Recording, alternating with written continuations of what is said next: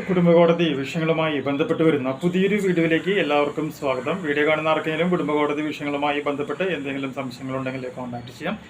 WhatsApp number +91 79 94 97 14 19. ഒരു വട്ടം വിളിക്കുവാനുള്ള consultation fees 500 രൂപ ഗൂഗിൾ പേ ചെയ്യാം.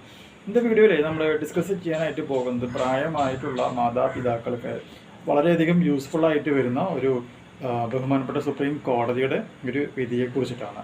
സിറ്റുവേഷൻ ഇങ്ങനെയാണ്: മക്കളോടുള്ള അമിത വാത്സല്യത്തിൻ്റെ പേരിലോ അല്ലെങ്കിൽ മക്കളുടെയോ അല്ലെങ്കിൽ മരുമക്കളുടെയോ ഭീഷണി അല്ലെങ്കിൽ സംതിങ് എന്തിൻ്റെയെങ്കിലും പുറത്തായിട്ട് വയസ്സായ അച്ഛനമ്മമാർ കഷ്ടപ്പെട്ട് സമ്പാദിച്ച് ഉണ്ടാക്കിയിട്ടുള്ള പറമ്പ്, വീട് അല്ലെങ്കിൽ മറ്റ് ഏതെങ്കിലും സ്വത്തുക്കൾ ഗിഫ്റ്റ് ഡീഡ് ആയിട്ട് മകനോ അല്ലെങ്കിൽ മകൾക്കോ നമ്മൾ എന്ത് ചെയ്യുന്നു, കൊടുക്കുകയാണ് എന്ന് വിചാരിക്കുക. അങ്ങനെ കൊടുക്കുമ്പോൾ നമ്മളൊരു കണ്ടീഷനും കൂടി നമ്മളതിൽ പറയുന്നുണ്ട്.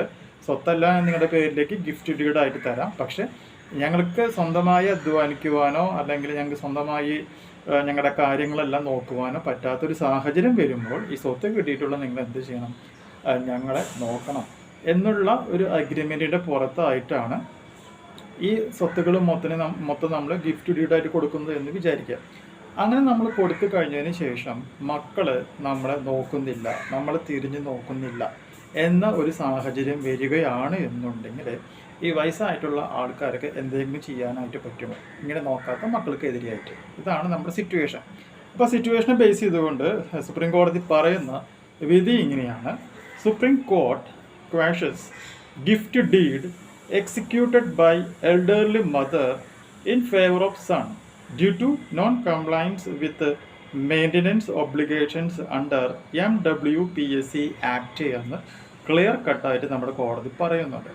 അഡീഷണൽ ആയിട്ട് പറയുന്ന മറ്റൊരു പോയിന്റ് ഇതാണ്: supreme court reiterated that it is a social obligation for both sons and daughters to maintain their parents when they are unable to do so എന്നാണ് പറയുന്നത്. വളരെ ഇമ്പോർട്ടൻ്റ് ആയിട്ടുള്ള ഒരു വിധിയാണ്. അപ്പോൾ സ്വത്തുക്കൾ മുഴുവനും മേടിച്ചിട്ട് മാതാപിതാക്കളെ ഈ ഓർഫനേജ് പോലുള്ള അല്ലെങ്കിൽ ഓൾഡ് കെയർ സെൻറ്ററിലൊക്കെ കൊണ്ടാക്കുന്ന ആളുകൾക്ക് നല്ല രീതിയിൽ മറുപടി കൊടുക്കാൻ പറ്റാവുന്ന ഒരു ലീഗൽ കേസും ആ കേസിൻ്റെ വിധിയുമാണ് നമ്മളിവിടെ എക്സ്പ്ലെയിൻ ചെയ്തിട്ടുള്ളത്.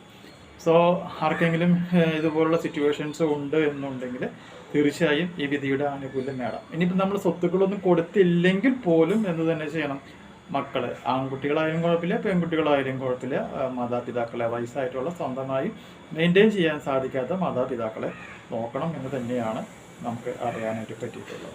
സോ ഈ ഇൻഫോർമേഷൻ നിങ്ങൾക്ക് യൂസ്ഫുൾ ആയിട്ടുണ്ടെങ്കിൽ തീർച്ചയായും നമ്മുടെ ചാനലൊക്കെ ഒന്ന് സബ്സ്ക്രൈബ് ചെയ്യുക, തൊട്ടടുത്ത് കാണുന്ന ബെൽ ബട്ടണും എനേബിൾ ചെയ്യുക. പുതിയൊരു വീഡിയോ ആയിട്ട് വീണ്ടും കാണാം. ബൈ.